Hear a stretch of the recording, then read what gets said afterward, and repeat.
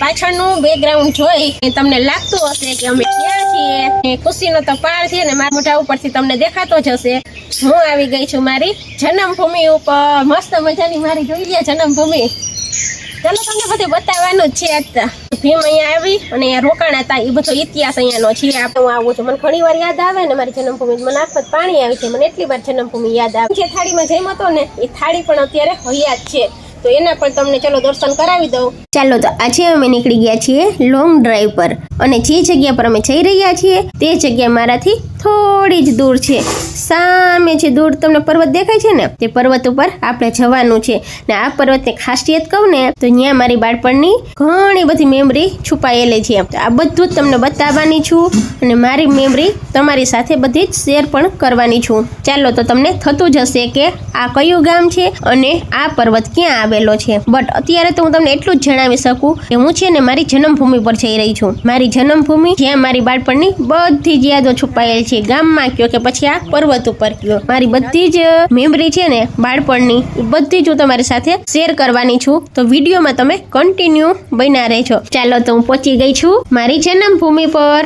ખુશીનો તો કોઈ પાર જ નથી, અને એન્ટર થતાની સાથે જ છે ને પેલા તો વિશાળ અને ભવ્ય કંઠાઈ મહાદેવની મૂર્તિના પેલા તો તમને દર્શન થશે। ચલો પેલા તો છે ને હું તમને કંઠાઈ મહાદેવના દર્શન કરાવી દઉં। આ કંઠાઈ મહાદેવને કોઈ મંદિરમાં બેસાડેલા નથી, પણ છે ને ડુંગરથી નીચે મેળાનું મોટું ગ્રાઉન્ડ છે ને, એ ગ્રાઉન્ડની અંદર ભવ્ય અને વિશાળ મૂર્તિની સ્થાપના કરેલી છે। ચાલો તો ધીરે ધીરે આપણે હવે પર્વત તરફ આગળ વધવાનું છે। આ રીતે છે ને રોડ આવશે, આ રોડ ઉપર થોડું ચાલશો ને તો ચાલતાની સાથે જ સામે તમને દેખાશે પગથિયા। તો આ પગથિયા બધા જ પાર કરી અને આપણે પર્વત ચડવાનો છે। બંને બાજુ જંગલ અને વચ્ચે આ સીડી ચડી અને આપણે સીડીને પાર કરી અને ડુંગર આપણે ચડવાનો છે।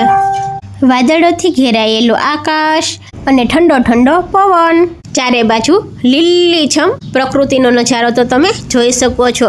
આ નજારો તો અહીંયા જ જોવા મળે હો વાલા। આ નજારો જોવો હોય ને તો તમારે અહીંયા આવવું જ પડે હો વાલા। મોસમમાં તો ડુંગરની સુંદરતા અનેક ગણી વધી જતી હોય છે। વરસાદ પછીનું હરિયાળી વાતાવરણ અને કુદરતી નજારો ખરેખર આંખને ઠંડક આપે છે। જો તમે ક્યાંય દૂર કુદરતની ગોદમાં સમય પસાર કરવા માંગતા હો ને, આ જગ્યા તમારા માટે એકદમ પરફેક્ટ છે।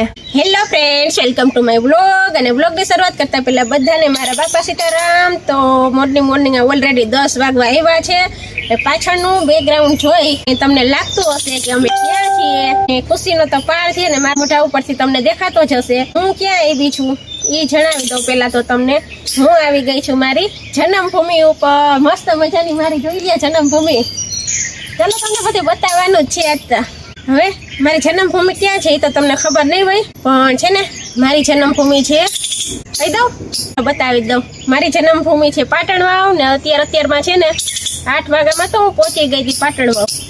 ઘરેથી વહેલા અમે નીકળી ગયા હતા, 8 વાગ્યા ને ત્યાં પહોંચી ગયા હતા પાટણ વાવના ગેટમાં અમે। તો ડાયરેક્ટ છે ને સીધા ગામમાં નથી ગયા, પેલા ડુંગર ઉપર જ આવ્યા છીએ આપણે। ડુંગરનો ઇતિહાસ તમને જણાવું ને તો પેલા તો છે ને અમે આવ્યા છીએ ટપકેશ્વર મહાદેવે। અહીંયા છે ને ભીમ અહીંયા આવી અને અહીંયા રોકાણા હતા, એ બધો ઇતિહાસ અહીંયાનો છે આપણે પાટણ વાવના ડુંગર ઉપરનો। પેલા તો છે ને અમે ડુંગર ચડી ગયા, પેલા આવ્યા ટપકેશ્વર મહાદેવ। ટપકેશ્વર મહાદેવ આવ્યા ને કે દાદા અમારી હારોહાર હજી પહોંચ્યા જ હતા। ચાલો પેલા તો તમને ટપકેશ્વર મહાદેવના દર્શન કરાવી દઉં। આ છે ટપકેશ્વર મહાદેવ, અને દાદા જે જળ ચડાવે છે ને એ જળ આપણે ઘરેથી ભરી અને લઈ ગયા હતા, અને સાથે લોટી પણ લઈ ગયા હતા। દાદાએ અમને કીધેલું જળ ચડાવી દોસ કે પછી હું ચડાવી દઉં, તો અમે પછી દાદાને કીધેલું એ જળ તમે તમારા હાથે જ ચડાવી દો। ટપકેશ્વર મહાદેવને આપણું જળ દાદાએ ચડાવી દીધું છે, અને હવે દાદા છે ને આરતી કરવાની તૈયારી કરે છે। તો પેલા તો છે ને આપણું જળ ચડાવી દીધું, પછી સંપૂર્ણજીને નવડાવી બધું સાફ સફાઈ કરી અને પછી નવા ફૂલ ને બધું દાદા ચડાવે છે ને આરતીની તૈયારી કરે છે। ચાલો પેલા તો ટપકેશ્વર મહાદેવ કઈ રીતે આ કહેવાના ને એ તમને કહું ને તો આ પાણી ટપકે છે, જોઈ શકો છો। જે ટપકેશ્વર મહાદેવ ઉપર પાણી ટપકે છે ને ઉપર ડુંગર ઉપરથી આવે છે, ગૌમુખી ગંગા કહેવાય એને। ને ટપકેશ્વર મહાદેવની ઉપરથી પાણી જે ટપકે છે ને એ પાણી આ કુંડમાં પાછું ભરાય છે, જોઈ શકો છો તમે। અને ગૌમુખી ગંગા દ્વારા એ પાણી પાછું જળાભિષેક થઈ અને હમણાં તમને બહાર છે ને હું કુંડ બતાવું, એ કુંડની અંદર આ પાણીનો સમાવેશ થાય છે. મહાભારત કાળના ભીમની લવ સ્ટોરી આ સ્થળ સાથે જોડાયેલી છે. આ ડુંગરને પાટણ વાવના ઓસમ ડુંગર તરીકે ઓળખવામાં આવે છે. આ ડુંગર પર તમને જે દર્શન કરાવું છું તે ટપકેશ્વર મહાદેવ બેઠેલા છે. સાથે ભીમની થાળી પણ અત્યારે હૈયા છે. જે થાળીમાં ભીમ જમતા હતા તે થાળી ભીમે પોતે જ થાપો મારી અને બેસાડેલી હતી. તે થાળી પણ હજી અત્યારે કાળા કળિયુગમાં પણ હયાત છે. તે થાળીના પણ ચલો હમણાં તમને હું દર્શન કરાવું. ચાલો તો આ ડુંગરની વચ્ચે આવેલી ભીમની થાળી જોઈ શકો છો. આ ભીમે છે ને થાપો મારી અને આ થાળીને અહીંયા બેસાડેલી હતી. લોકવાયકા તરીકે આડી હતી થાળી. એ થાળી અત્યારે છે ને જોઈ શકો છો તમે ઊભી થાળી છે ને અત્યારે ઊભી થઈ ગઈ છે. આ વ્હાઈટ કલરની જે દેખાય છે ને તે જ છે ભીમની થાળી. જોઈ શકો છો તેના પર લખેલું પણ છે કે ભીમની થાળી.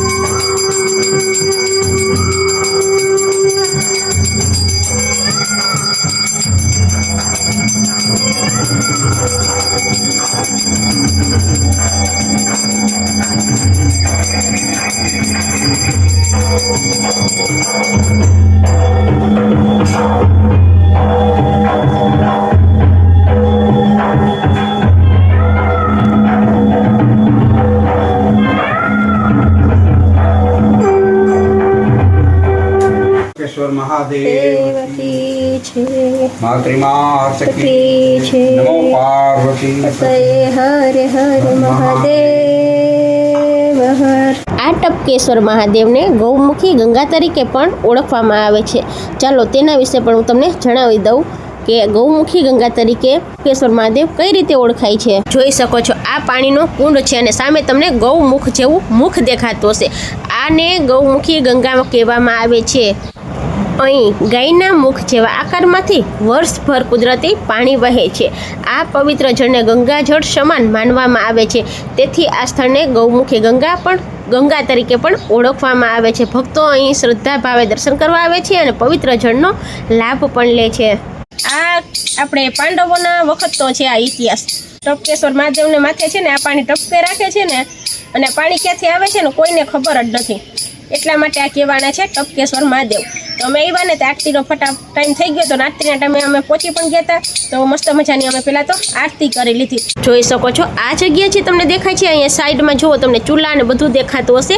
આ જગ્યા છે ને આ જગ્યા પર બિગ ફેમિલી આવતું હોય છે ને એ અહીંયા રોકાતા હોય છે પ્લસમાં રોકાઈ અને અહીંયા રસોઈ બનાવી અને ફેમિલી સાથે ભોજન ગ્રહણ પણ કરતા હોય છે. ને આનો લાવો તો કંઈક અલગ જ છે. કેમ કે આ બધી મારી બાળપણની યાદો છે. જોઈ શકો છો ચૂલા અને બધી વ્યવસ્થા અહીંયા છે. તમારે કાચું બધું ઘરેથી લાવવાનું અને પછી તમે અહીંયા છે ને રસોઈ બનાવી અને ફેમિલી સાથે વનભોજન પણ કરી શકો છો. આ તો બધી મારી બાળપણની યાદો છે. અમે પણ છે ને મારા મામા અને માસી અમારા ઘરે જ્યારે આવતા ને ત્યારે આજથી 25 વર્ષ પહેલાંની વાત કરું છું. ત્યારે છે ને અમે ડુંગર ઉપર આવતા અને પછી છે ને અહીંયા આ જ જગ્યા પર અમે અડદની દાળ અને રોટલા બનાવતા, પુડલા પણ બનાવી અને અમે આ જ ડુંગર ઉપર અમે છે ને વનભોજન ગ્રહણ કરેલું છે.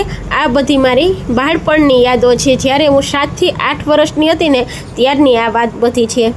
અત્યારે તો વરસાદ ઓછો છે, બાકી છે ને આ ડુંગર ઉપરથી આ જે તમને પથ્થર ઊંચા પથ્થર દેખાય છે ને ત્યાંથી જે પાણીના ઝરણા વહેતા હોય છે ને, દેશ વિદેશથી આ છે ને ડુંગરનો ઇતિહાસ જાણવા અને આ છે ને આ જોઈ શકો છો તમે ઊંચો છે ભેખડું છે ને ઊંચી ત્યાંથી છે ને પાણીના જ ધોધ વહેતા હોય છે. એ બધું જોવા માટે થઈને દેશ વિદેશથી લોકો બધા છે ને પાટણ ગામના ડુંગર ઉપર આવતા હોય છે. તો અદ્ભુત નજારો છે. ભીમની એક લવ સ્ટોરી પણ છે ને મસ્ત મજાની આ ડુંગર ઉપર જોડાયેલી છે ને ઘણા બધા રહસ્યો આ ડુંગર ઉપર ભીમના જોડાયેલા છે. જોઈ શકો છો કેટલું મસ્ત મજાનું છે ને આ ટપકેશ્વર મહાદેવની જગ્યા કેટલી મસ્ત છે. આ બહારની જગ્યા હું તમને જે બતાવું છું ને એ બધી બહારની જગ્યા છે ટપકેશ્વર મહાદેવ. અદ્ભુત નજારો જોઈ શકો છો તમે. ટપકેશ્વર મહાદેવની બહારનો આ બધો વ્યૂ છે જોઈ શકો છો. અદ્ભુત નજારો છે, અદ્ભુત નજારો. જોઈ શકો છો આ છે ને ભીમની થાળી છે. ભીમે જે થાપો મારીને બેસાડેલી છે ને એ આ થાળી અહીંયા બેસાડેલી છે. હાલમાં પણ આ થાળી અહીંયા હયાત છે. પેલા દાદાને તમે આરતી કરતા જે જોયેલા હતા ને એ દાદા એમ કે છે કે પેલા છે ને આ થાળી આડી હતી અને સંજોગો વસાત અત્યારે છે ને આપમેળે ઊભી થઈ ગઈ છે આ થાળી. તો આ છે ભીમની રહસ્યમય કહાની.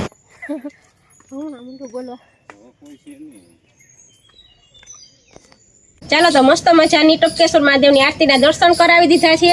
ને આ દાદા જે તમને આરતી કરતા દેખાતા હતા ને મારા દાદાના વખતના છે. મારા દાદા વહી ગયા ને ઝાઝા વર્ષ થયા ભગવાનના ધામમાં. મારા દાદા તો વહી ગયા છે. 400 થી 500 પગથિયા હશે આ ટપકેશ્વર મહાદેવના અંદાજે હું કહું છું.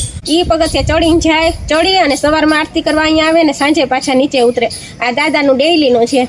હજી અડી ખમ છે એમને. હું આટલા પગથિયા ચડી હતી ને તો મને પણ એટલો શ્વાસ ચડતો હતો, પણ દાદા છે ને થાકતા નથી. ડેઈલીનું થયું. આટલા પગથિયા ચડવાના અને રાત્રે પાછા ઉતરવાના. એટલે દાદાને મળીને બહુ મજા આવે, કેમ કે મારી જન્મભૂમિ છે અને બધા આપણને અહીંયા ઓળખતા હોય ને એટલે બહુ મજા આવે.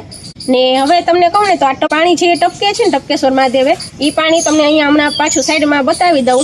એ ટપકેશ્વર મહાદેવનું પાણી ટપકે છે ને એ બધું પાછું આ કુંડમાં જાય ને આ કહેવાય ગૌમુખી ગંગા. આ પાણીને અહીંયાથી છે ને અંદર તમને અંધારે તો એટલું બધું નહીં દેખાતું હોય. એ આ છે ને પાણી બધું ટપકે ને ટપકેશ્વર મહાદેવની ઉપર એ પાણી બધું અમા જાય છે. અને હવે છે ને તમને ચલો તો હવે આપણે છે ને જઈએ બહાર અને તમને ગૌમુખી ગંગા ત્યાં જે અહીંથી પાણી છે ને એ બધું બહાર જાય છે એ કુંડ પણ તમને બતાવી દો, જેને કહેવાય છે ગૌમુખી ગંગા.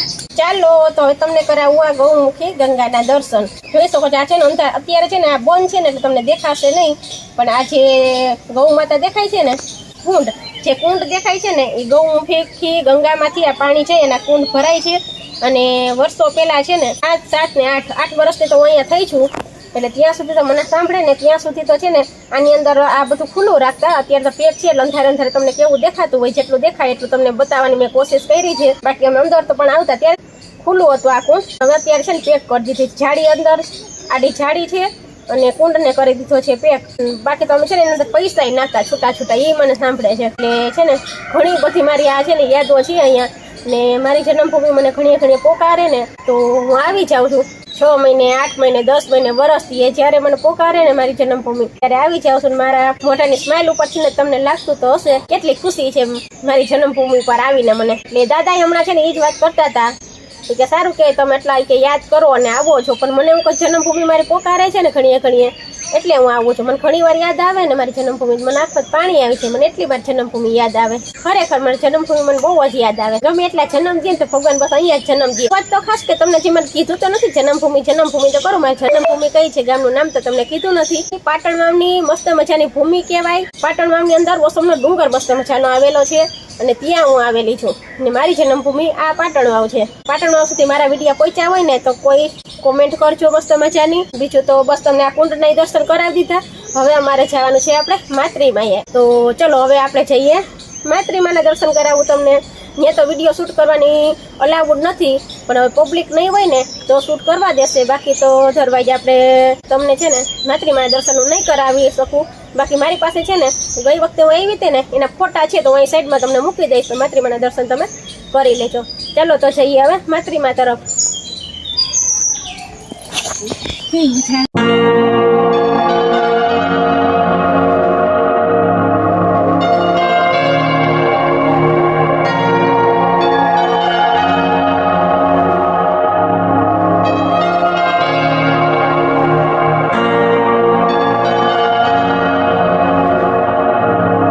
ચાલો તો મસ્ત મજાના તમને ટપકેશ્વર મહાદેવના મેં દર્શન પણ કરાવી દીધા છે ને ગૌમુખી ગંગાના પણ દર્શન કરાવી દીધા છે. અને હવે છે અહીંયા ભીમની થાળી તમને બતાવવાની.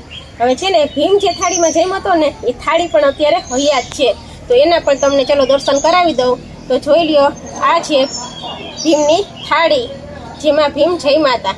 એટલે પાંડવો છે ને અહીંયા પણ આવેલા છે અને અહીંયા આવી અને આ થાળીમાં છે ને ભીમ જમેલા છે. એટલે આ ભીમની થાળી અત્યારે અહીંયા હૈયા જ છે.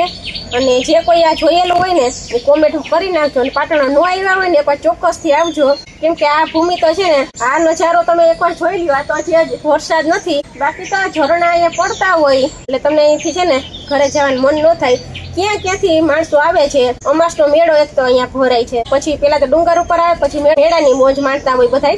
શ્રાવણ મહિનાની મોટી અમાસ જે કહેવાય ને એ અમાસ એકમ ને બીજનો છે ને આપણે અહીંયા માતરીમાં અહીંયા હવન હોય અને અમાસથી અહીંયા આપણે મેળો પણ પાટણનો મોટો બધો ભરાય છે અને ત્યારે લોકો છે ને આ બધા દ્રશ્ય આ બધું છે ને ડુંગરનો નજારો જોવા આવે છે ને સાથે મેળો પણ કરવા આવતા હોય છે પણ વધારે પડતા છે ને આ બધા ઝરણા અને અહીંયા છે ને ડુંગર માથે લોકેશન જ એવું છે તમે અહીંયા આવો ને તો તમને અહીંયાથી છે ને જવાનું મન ન થાય એટલે મસ્ત મજાનું લોકેશન છે ને મસ્ત મજાની મારી જન્મભૂમિ છે જે કોઈએ જોઈ હોય એ કોમેન્ટ કરી નાખજો અને ન જોઈ હોય ચોક્કસથી એકવાર પાટણમાં આવજો અને પછી કોમેન્ટ કરજો કે નહીં કેવું છે મારું પાટણ વાવ તો ભીમની થાળી તમને બતાવી દીધી હજી તો અહીંયા ઘણું જોવાનું છે એ પણ આગળ હું તમને બતાવીશ પહેલાં તો આપણે માતૃમાના દર્શન હજી કરવા જવાના છે એ કરી આવું એ પહેલાં છે ને તમને મારી આગળનું બેકગ્રાઉન્ડ એ તમને ચલો બતાવી દઉં